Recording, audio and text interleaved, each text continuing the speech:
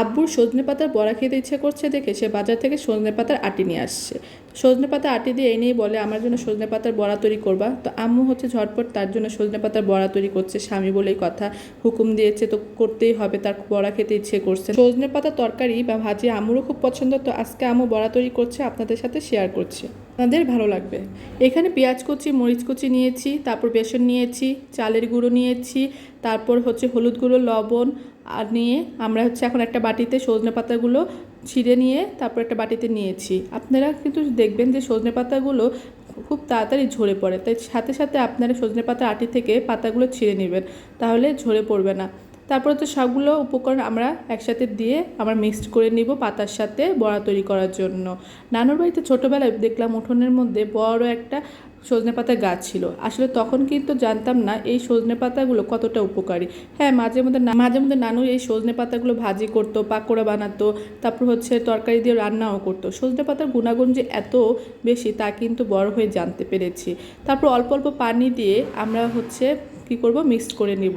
অল্প অল্প পানি দিয়ে আমরা মিক্সড করব। একসাথে পানি দিয়ে দিলে পানিটা বেশি হয়ে যেতে পারে, তখন বড়াটা তৈরি হবে না। তারপর হচ্ছে আমরা হাত দিয়ে ভালোভাবে মিক্সড করে নিব, মানে মেখে নিব।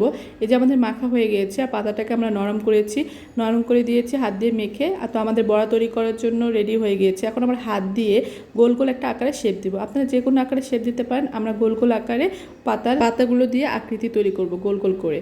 তো সজনে পাতার বড়া খুবই মজাদার, আপনারা কিন্তু বাসায় ট্রাই করতে পারেন। আর এখন কিন্তু সজনে পাতার সিজন, আর সজনে পাতার গুণাগুণ তো জানেন, যাদের ডায়াবেটিস রোগী তারা কিন্তু সজনে পাতা নিয়মিত খাবেন, এবং কি পাতা শুকনো করে গুঁড়ো করে রেখে দিয়েও আপনারা কিন্তু এটা ত্বকেও ব্যবহার করতে পারবেন, এবং কি মাঝে মধ্যে জুস বানিয়ে বা হচ্ছে পানির সাথে মিশিয়েও খেতে পারেন। কারণ সজনে পাতার পা থেকে মাথা পর্যন্ত, মানে কি করব, নিচ থেকে একদম পাতার গোড়া পর্যন্ত সব কিছু হচ্ছে খুবই উপকারী।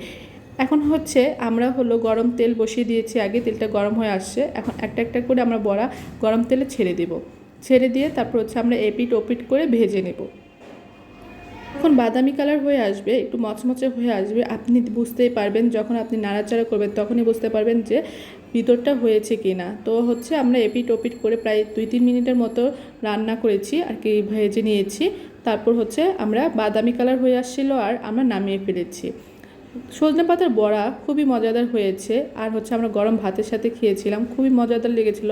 আজকের আব্বুর পছন্দ হচ্ছে সজনে পাতার বড়া তৈরি করেছে। আজকে তো আব্বু মানে বেশি করেই ভাত খাবে, তার সজনে পাতার বড়া দিয়ে গরম গরম ভাত খেতে তার খুবই পছন্দ।